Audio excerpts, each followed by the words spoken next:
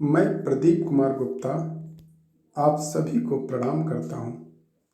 आधारशिला क्रियान्वयन संदर्शिका भाषा की समझ बनाने के लिए मेरे द्वारा बनाए गए YouTube वीडियो में आपका हार्दिक स्वागत, वंदन एवं अभिनंदन है। और भी ज्ञानवर्धक वीडियो प्राप्त करने के लिए कृपया मेरे चैनल को सब्सक्राइब करें और बेल आइकन दबाएं। आधारशिला क्रियान्वयन संदर्शिका जो हमारे स्कूलों में पहुंच चुकी है, आज हम उसमें वर्णित प्रमुख बातों पर गहराई से चर्चा करेंगे। आप सभी लोग जानते हैं कि आधारशिला क्रियान्वयन संदर्शिका की 3 पुस्तकें भाषा के लिए और 3 पुस्तकें गणित के लिए बनाई गई हैं। इस वीडियो में हम लोग आधारशिला क्रियान्वयन संदर्शिका के बारे में जानेंगे। आप लोग पूर्व में दी जा चुकी आधारशिला हस्त पुस्तिका से भली भांति परिचित होंगे। यह हस्त पुस्तिका फाउंडेशन लर्निंग से संबंधित थी और भाषा एवं गणित की बुनियादी समझ को विकसित करने के लिए बनाई गई थी। इसे कक्षा 1, 2 एवं 3 के लिए बनाया गया था। आधारशिला हस्त पुस्तिका का क्रियान्वयन कैसे हो, उसे प्रयोग में कैसे लाया जाए, इसके लिए आधारशिला क्रियान्वयन संदर्शिका का निर्माण किया गया। आधारशिला क्रियान्वयन संदर्शिका भाषा में किन बातों पर विशेष रूप से चर्चा की गई है, आइए हम संक्षिप्त रूप से जान लेते हैं। जब इस पुस्तक को आप पढ़ेंगे तब आप देखेंगे कि इसमें बच्चों के मौखिक भाषा विकास पर अत्यधिक जोर दिया गया है। बच्चों के घर की भाषा को स्कूल के भाषा से जोड़कर पढ़ाने की बात कही गई है।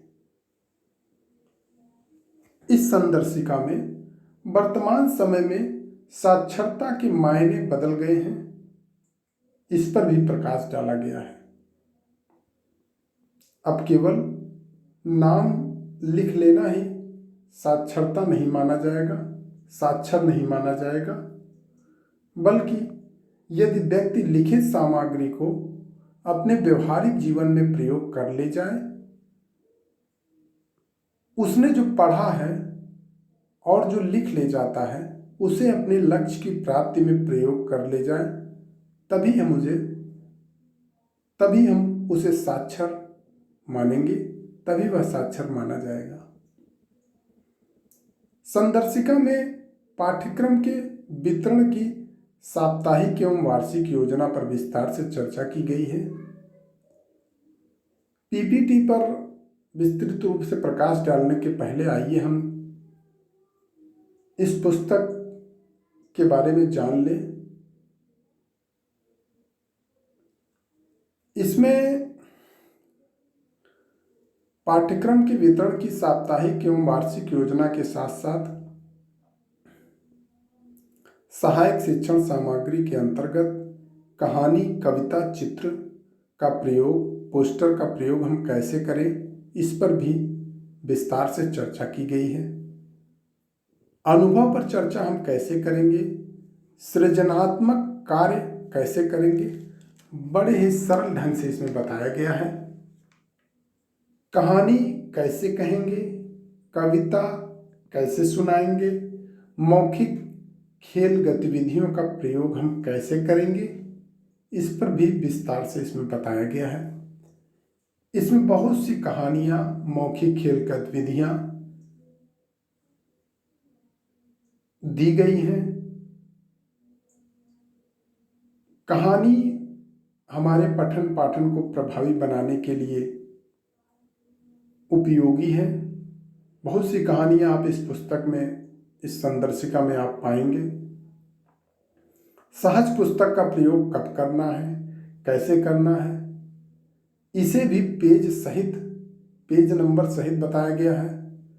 कलरों की पाठ्य पुस्तक को किस कालांश में कैसे पढ़ाना है, ये भी इन्होंने संदर्शिका में बता रखा है। कलरों को समझ के साथ कैसे हम बच्चों को पढ़ाएंगे, ये भी इन्होंने बताया है। इस संदर्शिका में किस गतिविधि को कराते समय प्रेरणा सूची की कौन सी दक्षता एक्टिव रहेगी, ये भी इन्होंने बताया है चार्ट के माध्यम से। कलरों की पाठ्य पुस्तक के विभिन्न पाठों को पढ़ाते समय कौन सी दक्षता पर काम होता रहेगा, ये भी इन्होंने चार्ट के माध्यम से बता रखा है। कार्य पुस्तिका का प्रयोग हम कैसे करेंगे, ये भी संदर्शिका में बताया गया है। सहज को पढ़ाते समय आदर्श वाचन कैसे करेंगे, मार्गदर्शन में पठन कैसे करेंगे, स्वतंत्र पठन कैसे होगा जिससे बच्चे समझ के साथ सीख सकें, इस पर भी संदर्शिका में विस्तार से चर्चा की गई है। प्रिंट रिच परिवेश का वातावरण हम कैसे क्लास में बनाएंगे, संदर्शिका में विस्तृत रूप से बताया गया है। आइए हम लोग पीपीटी के माध्यम से इसे और भी अच्छी तरह से जानने की कोशिश करते हैं। आप स्क्रीन पर देख रहे होंगे, इन्होंने भाषा सिखाने के लिए वार्षिक योजना बनाई है और पूरे वर्ष को 16 सप्ताह में विभाजित किया है। सप्ताह को भी इन्होंने 2 भागों में विभाजित किया है। पहला 1 से लेकर 10 तथा दूसरा 11 से लेकर 16 सप्ताह। सितंबर में भाषा सिखाने के लिए 3 सप्ताह, अक्टूबर में 3 सप्ताह, नवंबर में 3 सप्ताह, दिसंबर में 2, जनवरी में 2 और फरवरी में 3 सप्ताह भाषा सिखाने के लिए इन्होंने आरक्षित किए हैं। बाएं तरफ आप देख रहे होंगे 1, 2, 3 लिखा है और सितंबर लिखा है, अर्थात सितंबर में 3 सप्ताह भाषा सिखाने के लिए आरक्षित किए गए हैं। बाकी बचे दिनों में विभाग हमसे अन्य काम करा सकती है। महीना कॉलम में इन्होंने सितंबर से शुरुआत किया है। हम लोग तब से शुरू करेंगे जब हमें आदेश मिलेगा और वो महीना सितंबर की जगह पर आ जाएगा। कहने का मतलब यह है, यदि हमें अगस्त से शुरू करने के लिए कहा जाता है तब हम सितंबर की जगह अगस्त रखकर काम करेंगे, बाकी चीज़ें वैसी ही रहेगी। प्रथम कालांश में मौखिक भाषा विकास पर काम होगा, दूसरा कालांश कलरों की पाठ्य पुस्तक तथा तीसरा कालांश कार्यपुस्तिका से संबंधित होगा। ये जो मौखिक भाषा विकास वाला कालांश है, पहला वाला, इसमें हम सहायक शिक्षण सामग्री के अंतर्गत चित्र पर चर्चा, कविता, पोस्टर, कहानी पर कार्य, अनुभव पर चर्चा एवं अनुकूल वातावरण की गतिविधियों पर काम करेंगे तथा दूसरे सप्ताह तथा द्वितीय कालांश में जो पहला सप्ताह होगा सितंबर का, उसके द्वितीय कालांश में हम कलरव पाठ पुस्तक पढ़ाएंगे, जिसमें हम पहला पाठ और दूसरा पाठ पढ़ाएंगे तथा तृतीय कालांश में कार्यपुस्तिका पर काम होगा और पृष्ठ संख्या 6 से 10 तक हम कार्य करेंगे। इसी प्रकार से इन्होंने वर्ष के 16 सप्ताह में किस प्रकार से हमको कार्य करना है, ये पूरा इन्होंने चार्ट के माध्यम से बता रखा है। इन्होंने हमारे काम को और भी आसान कर दिया है। प्रतिदिन का कार्यक्रम लिखित रूप में इस संदर्शिका में दे करके इन्होंने सीखने सिखाने का जो तरीका है उसको और भी आसान कर दिया है। यहाँ इन्होंने कहा है कि प्रथम कालांश मौखिक भाषा विकास एवं लेखन से संबंधित होगा। यहाँ पर लेखन का अभिप्राय और आगे बताते हुए चलते हैं आपको। कक्षा 1 में जो प्रथम कालांश है वो मौखिक भाषा विकास एवं लेखन से संबंधित होगा। यहाँ पर लेखन का अभिप्राय वर्ण या शब्द लेखन से नहीं है, क्योंकि कक्षा 1 का बच्चा शुरुआत में तो वर्ण लिख नहीं पाएगा, इसलिए हम शुरुआत में लेखन कार्य के रूप में उसे विभिन्न आकृतियों में रंग भरने तथा चित्र बनाने को कह सकते हैं। ये जो मौखिक भाषा विकास एवं लेखन से संबंधित कालांश होगा, देखिए ये आधारशिला क्रियान्वयन संदर्शिका में भाषा सिखाने का टाइम टेबल बताया गया है। हमें इसे याद नहीं करना है, इस पर हमें केवल अपनी समझ बनानी है, क्योंकि टाइम टेबल तो कोई याद नहीं करता। उसे प्रयोग में जब हम लाते हैं तो कुछ दिनों में वह स्वतः ही याद हो जाता है। तो यहाँ हम बात कर रहे थे कक्षा 1 के प्रथम कालांश की, जो मौखिक भाषा विकास से संबंधित होगा। ये 40 मिनट का कालांश रहेगा। इसमें 5 से 7 मिनट प्रतिदिन कक्षा में अनुकूल वातावरण बनाने की गतिविधियां हम करेंगे, जिसमें हम कविता, सप्ताह में 3 दिन कविता लेंगे और सप्ताह में 3 दिन हम मौखिक खेल गतिविधि लेंगे। अर्थात 3 दिन मौखिक खेल गतिविधि, 3 दिन कविता। और कविता कैसे हमको सुनानी है, कविता पर हमको, एक कविता पर हमको 3 दिन काम करना है। उस 3 दिन में हम कैसे काम करेंगे, ये भी इन्होंने संदर्शिका में पहले से दे रखा है। मौखिक खेल गतिविधि हम कैसे कराएंगे, इसका भी उल्लेख इन्होंने संदर्शिका में किया हुआ है। इसके बाद हम देख रहे हैं कि 15 से 20 मिनट कहानी, कविता, पोस्टर पर कार्य, 15 से 20 मिनट कहानी पर कार्य, 15 से 20 मिनट चर्चा, चित्र पर चर्चा।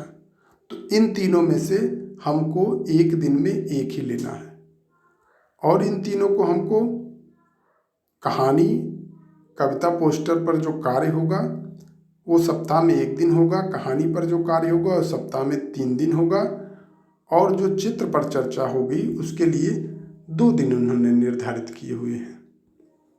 इसके अलावा 10 से 15 मिनट कहानी पर कार्य एवं चर्चा की गतिविधियों से संबंधित लेखन कार्य होगा। कहने का मतलब ये है कि ये जो माहौल बनाने वाला है, कक्षा का में अनुकूल वातावरण बनाने की जो गतिविधियां हैं, इसको हमको 5 से 7 मिनट कराना है, जो प्रतिदिन कराना है। और 15 से 20 मिनट वाली जो गतिविधि है, कविता या कहानी, पोस्टर, कहानी पर कार्य, चित्र पर चर्चा, इन तीनों में से हमको एक लेना है। और 10 से 15 मिनट प्रतिदिन हमको कहानी पर कार्य एवं चर्चा की गतिविधियों से संबंधित लेखन कार्य कराना है। ये जो बताया जा रहा है, ये कक्षा 1 के प्रथम कालांश की बात की जा रही है, और सप्ताह 1 से सप्ताह 10 की बात की जा रही है। अभी 11 से 16 की बात नहीं की जा रही है। और हम लोग आगे बढ़ते हैं। अब देखिए 11 से 16 सप्ताह की इन्होंने यहाँ पर चर्चा की है।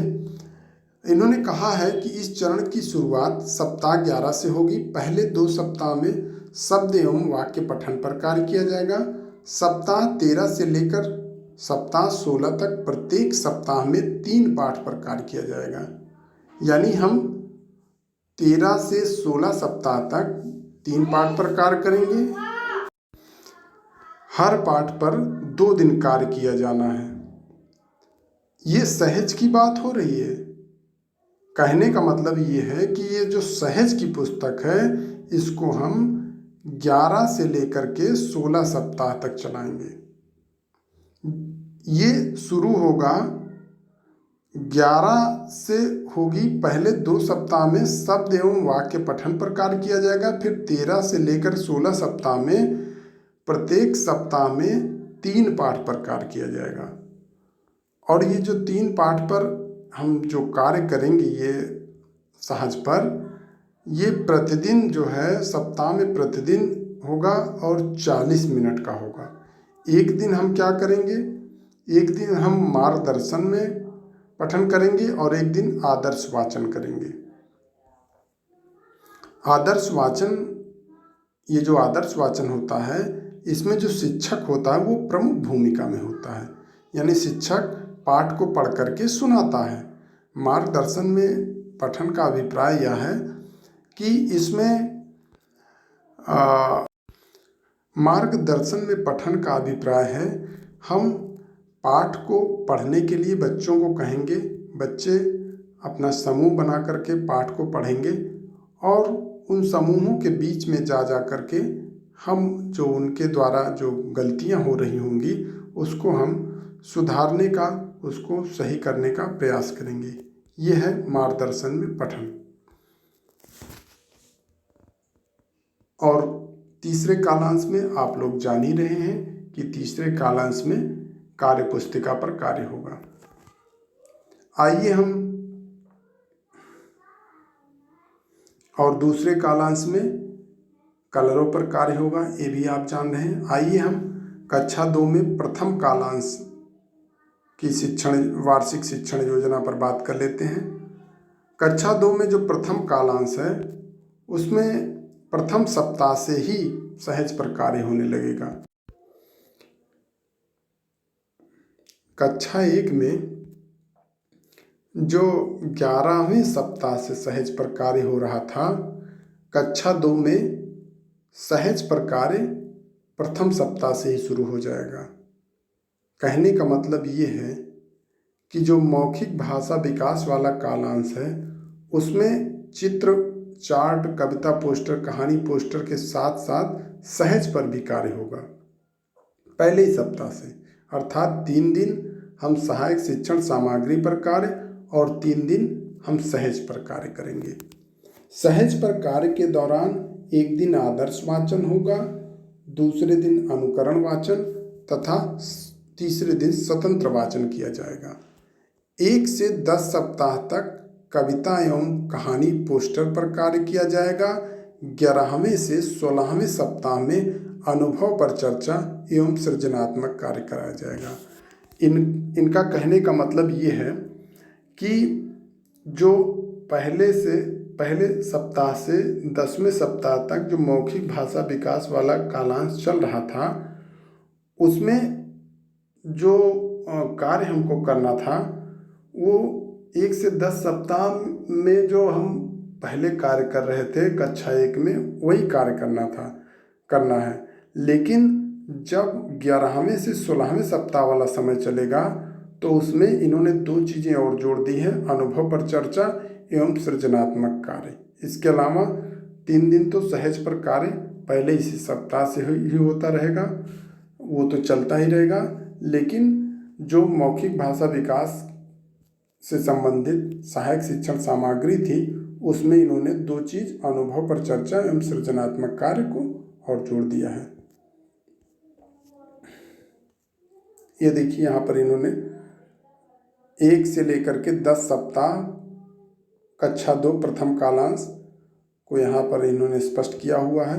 ये कक्षा 1 में जैसे था उसी तरह से है, बस इसमें पठन इन्होंने जोड़ दिया है क्योंकि हमको 3 दिन जो है सहज पर भी कार्य करना है सप्ताह के दूसरे, चौथे और 5वें दिन। तो 1 दिन हम आदर्श वाचन कराएंगे, 1 दिन हम मार्गदर्शन में पठन, 1 दिन हम स्वतंत्र पठन कराएंगे। बाकी जो मौखिक भाषा विकास से संबंधित सहायक शिक्षण सामग्री थी कक्षा 1 वाली वही चलेगी। ये 1 से 10 सप्ताह की कार्य योजना है। 11 से 16 सप्ताह की कार्य योजना कक्षा 2 में, उसमें केवल 2 चीज़ें बढ़ जा रही हैं, अनुभव पर चर्चा एवं सृजनात्मक कार्य। अनुभव पर चर्चा हम कैसे कराएंगे ये संदर्शिका में दिया गया है और सृजनात्मक कार्य हम बच्चों के स्तर के हिसाब से करेंगे। पहले हम शुरू में उनको चित्र दे सकते हैं, फिर धीरे धीरे हम उनका स्तर बढ़ाएंगे। उस चित्र को बना करके उसमें हम कुछ शब्द भी उनसे लिखने के लिए कहेंगे। इसके बाद हम वाक्य भी कह सकते हैं। जब उनका स्तर बढ़ जाएगा तो हम उस पर कहानी लिखने को भी कह सकते हैं। अब आइए कक्षा 3 में हम देख लेते हैं कि क्या करना है।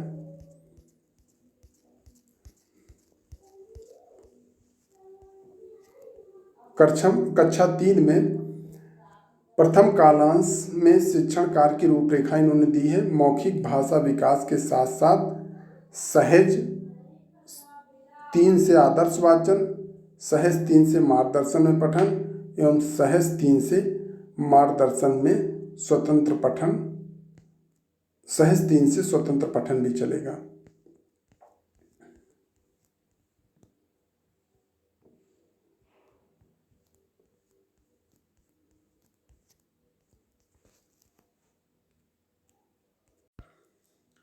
प्रथम कालांश में सहायक शिक्षण सामग्री पर कैसे कार्य करना है कक्षा 3 में, ये यहाँ पर इन्होंने बता दिया है। 40 मिनट का कालांश होगा। मौखिक भाषा विकास, इसमें कहानी, चित्र पर चर्चा, सृजनात्मक कार्य किया जाएगा। पोस्टर, चित्र चार्ट और संदर्शिका। जब हम कहानी पर कार्य करेंगे तो उसमें हम सामग्री के रूप में पोस्टर का प्रयोग करेंगे। सप्ताह का ये पहला दिन होगा। चित्र पर चर्चा, चित्र चार्ट ये सप्ताह का दूसरा दिन होगा। सृजनात्मक कार्य हम संदर्शिका से कराएंगे, ये जो है सप्ताह का तीसरा दिन होगा। पढ़कर सुनाना और चर्चा सहज 3 चौथा सप्ताह का चौथा दिन होगा। मार्गदर्शन में बच्चों द्वारा पठन सहज 3 और सप्ताह का ये 5वां दिन होगा। बच्चों द्वारा स्वतंत्र पठन सहज 3 ये सप्ताह का 6वां दिन होगा। ये कार्य हम 1 से 10 सप्ताह तक करेंगे और 11 से जो 16 सप्ताह वाला समय होगा उसमें इन्होंने बता रखा है कि प्रथम कालांश में पठन अभ्यास की गतिविधियां आयोजित की जाएंगी। यानी जो मौखिक भाषा विकास की गतिविधि थी वो अब 11वें सप्ताह से नहीं होगा। इस कालांश में केवल सहज 3 पर कार्य होगा। प्रत्येक सप्ताह सहज 3 के 2 पाठों पर कार्य होगा 11वें से 16वें सप्ताह में। और इन्होंने बताया है कि पढ़कर सुनाना और चर्चा, ये कह रहे हैं कि प्रत्येक सप्ताह में सहज 3 के 2 पाठों पर कार्य होगा। तो 2 पाठ को हम कैसे इन्होंने डिवाइड किया है आइए जान लेते हैं। जैसे एक पाठ हम पढ़ा रहे हैं तो पहले पढ़कर सुनाना और चर्चा एक दिन, फिर दूसरे दिन मार्गदर्शन में बच्चों द्वारा पठन, फिर तीसरे दिन बच्चों द्वारा स्वतंत्र पठन। उसके बाद दूसरा पाठ भी हम इसी तरह से पढ़ाएंगे। यानी एक सप्ताह में सहज के हम 2 पाठ पढ़ाएंगे 11 से 16 सप्ताह तक कक्षा 3 में। ये देखिए इन्होंने एक उसका सैंपल बना के रख दिया है, हमें दे दिया है, जिससे हम ये आसानी से जान सकते हैं कि हमें किस दिन क्या करना है।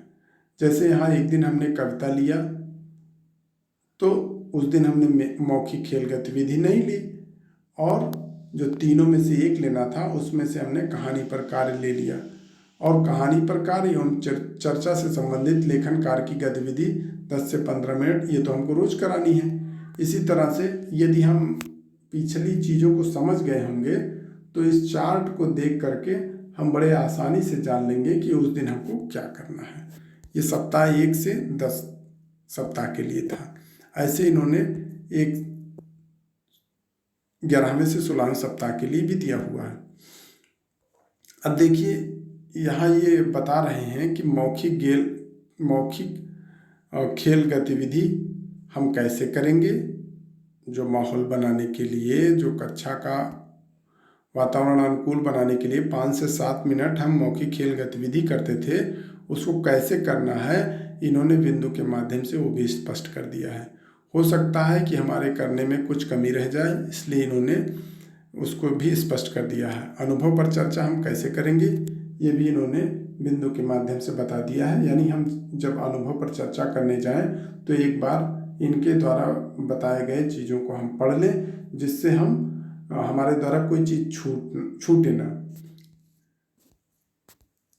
और गतिविधियों पर ध्यान केंद्रित करें और उन्हें कैसे संचालित करें, इसके लिए इन्होंने 11 से 16 सप्ताह में जो आदर्श वाचन और मार्गदर्शन में पठन करना है ये भी बताया है इन्होंने कि एक दिन मार्गदर्शन में पठन, एक दिन आदर्श वाचन, ये कक्षा 1 वाला। और मार्गदर्शन में हम कैसे पठन करेंगे ये भी इन्होंने बिंदु के माध्यम से दे दिया है। अगर हम इसको पढ़ लेंगे तो अच्छी तरह से हम मार्गदर्शन में पठन कर ले जाएंगे, यानी बच्चे जो है समझ के साथ पाठ्य पुस्तक को पढ़ ले जाएंगे। कालांश 1 की गतिविधि या सामग्री की भी इन्होंने मैपिंग कर दी है।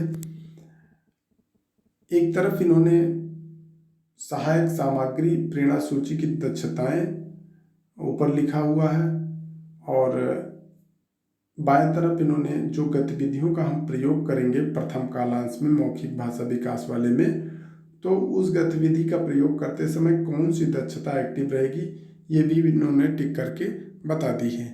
यानी जब भी हम ये कार्य करें तो हम इन दक्षताओं को ध्यान में रखते हुए ये कार्य करें, या हम शिक्षण योजना बनाएं तो ये दक्षताएं हम देख लें यहाँ चार्ट के माध्यम से, जिससे हमारे लिए आसान हो जाएगा।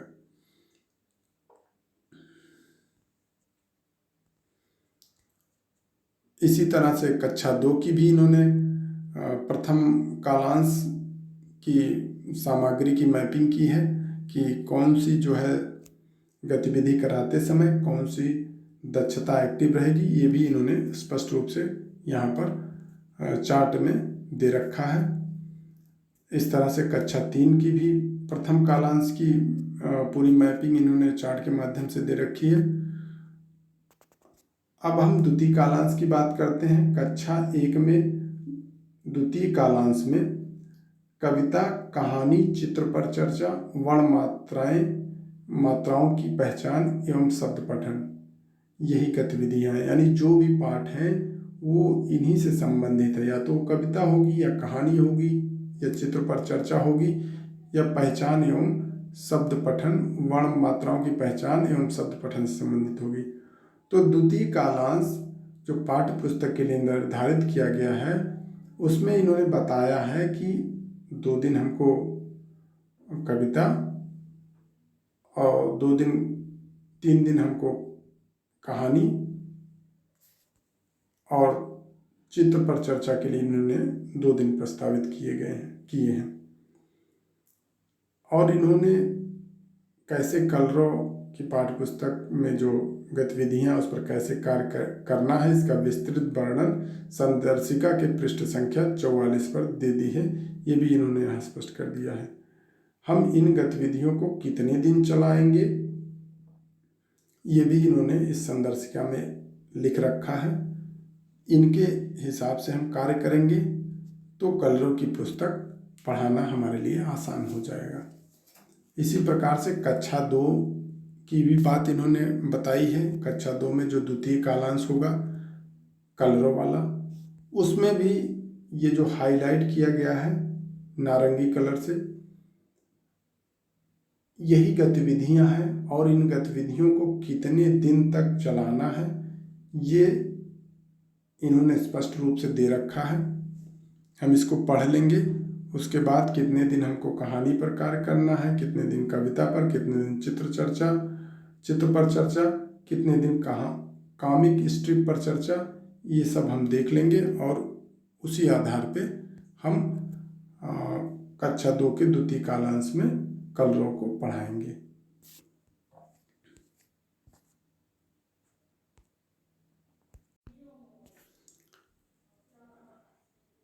द्वितीय कालांश कक्षा 3 का जो द्वितीय कालांश है आप लोग जान ही रहे हैं कि ये कलरों के पाठ्य पुस्तक से संबंधित है, और इसमें गद्य है, कहानी है, चित्रकथा है, पत्र संवाद है, पद्य कविता है, आकलन कितना सीखा, स्वतंत्र पठन अपने आप, इन्हीं गतिविधियों पर कार्य किया जाना है। इस पीपीटी में आप इसका स्क्रीनशॉट भी ले सकते हैं। इन्होंने ये बता रखा है कि कितने दिन गद्य, कहानी, चित्र कथा, पत्र संवाद पर कार्य होगा, कितने दिन पद्य कविता पर कार्य होगा, कितने दिन आकलन पर कार्य होगा, और कितने दिन स्वतंत्र पठन यानी अपने आप से जो बच्चों को पठन करना है उस पर कितने दिन इन्होंने निर्धारित किए हैं। आइए हम देख लेते हैं इन गतिविधियों पर। ये जो इन्होंने रणनीति बनाई है वो गद्य, इस पर 4 दिन, पद्य आवश्यकता अनुसार 2, 3 या 4 दिन प्रस्तावित है। वार्षिक कार्य योजना में प्रत्येक पद्य के लिए दिवस का निर्धारण प्रदर्शित है। आकलन, इस पर कार्य करने के लिए 2 दिवस प्रस्तावित है।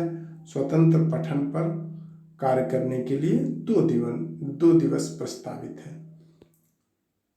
इस प्रकार से हमको कार्य करना है। तृतीय कालांश कक्षा 1, तो तृतीय कालांश कक्षा 1 आप लोग जान ही रहे हैं, ये जो है कार्य पुस्तिका से संबंधित है। और किस दिन कौन सी कार्य पुस्तिका का कौन सा पेज प्रयोग में लाना है, ये इन्होंने ऊपर गतिविधि की कार्य योजना जो दी गई थी उसमें इन्होंने दे रखा है। इसी प्रकार कक्षा 2 में भी दे रखा है। कक्षा 3 में केवल 2 ही कालांश भाषा सिखाने के लिए बनाए गए हैं, क्योंकि कक्षा 3 में कार्य पुस्तिका नहीं है, इसलिए केवल 2 ही कालांश होंगे। पहला मौखिक भाषा विकास से संबंधित और दूसरा कालांश कलरव की पाठ्य पुस्तक से संबंधित कक्षा 3 में। इन्होंने प्रेरणा सूची की दक्षताएं भी दे रखी हैं कि जब हम कोई पाठ पढ़ाते हैं, कलरव का जब पाठ हम पढ़ाते हैं तो उस समय कौन सी दक्षता एक्टिव रहती है। जैसे जब हम कलरव कक्षा 1 का पाठ 1 पढ़ाएंगे, मेरा देश, तो उस समय हिंदी की जो 01 वाली दक्षता है, कक्षा 1 H1 माने कक्षा 1, 01 माने पहली दक्षता, यानी हिंदी की पहली दक्षता, कक्षा 1 की पहली दक्षता और हिंदी की कक्षा 1 की तीसरी दक्षता, ये दोनों पर काम होता रहेगा, यानी ये दोनों दक्षताएं एक्टिव रहेंगी। हमें जो शिक्षण योजना बनाना है वह भी हम इस चार्ट को ध्यान में रखते हुए बनाएंगे तो हमारे लिए बहुत सुविधा होगी। इसी तरह से इन्होंने प्रेरणा सूची की जो दक्षताएं कलरव 2 में दी गई हैं, ये भी इन्होंने यहाँ पर दिखा दी है। पाठ पढ़ाते समय हम ये जान लेंगे, शिक्षण योजना बनाते समय हम ये जान लेंगे कि यह पाठ में कौन कौन सी दक्षताएं कार्य करती हैं, कौन कौन सी दक्षताएं एक्टिव रहती हैं।